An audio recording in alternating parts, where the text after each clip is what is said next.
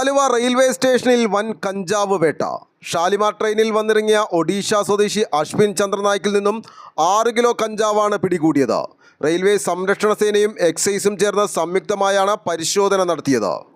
ആലുവയിലും പരിസര പ്രദേശങ്ങളിലും ഉൾപ്പെടെ മയക്കുമരുന്നുമായി ബന്ധപ്പെട്ട പരിശോധനകൾ വ്യാപകമാക്കിയതോടെ ഇതര സംസ്ഥാനക്കാരടക്കം നിരവധി പേരെ പിടികൂടിയിരുന്നു.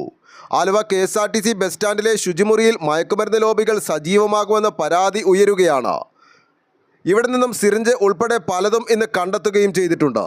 Railway inspector Sijo Xavier, RPFHC Vipin G, excise inspector Jomon George, assistant inspector Sanalkumar, preventive officer Jagadeesh, civil excise officer Nithin, Akhillal, driver Kabeer എന്നിവർ പരിശോധനയ്ക്ക് നേതൃത്വം നൽകി.